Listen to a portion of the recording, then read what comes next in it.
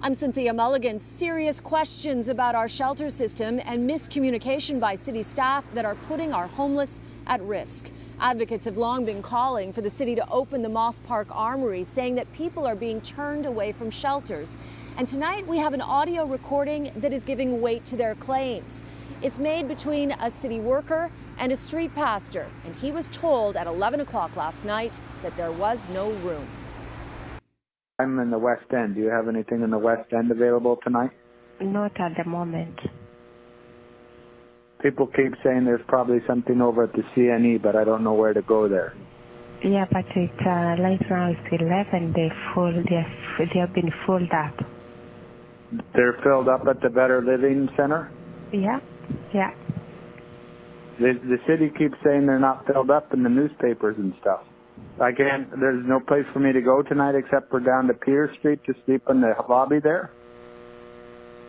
At the moment, yes.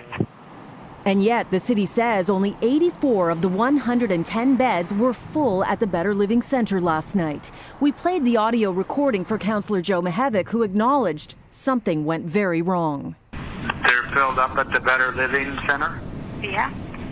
What's going on and what's broken here? Because something seems to be broken. Yes, something does seem to be broken, and that phone call is very disturbing. We did have space.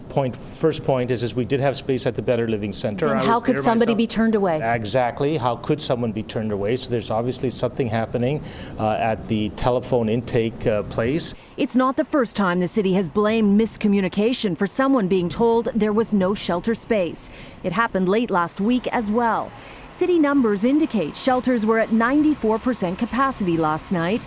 Homeless advocates like Doug Johnson, the pastor who made that audio recording, maintain the city is manipulating those numbers and that they are actually well over capacity. But that doesn't include the numbers of people in the warming centers.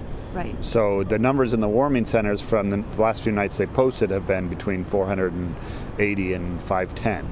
So those people aren't in beds. They're on mats. They're on blankets. They're in overcrowded, unhygienic situations. Some of these places don't have proper washrooms facilities. So they're over capacity if they count the right way.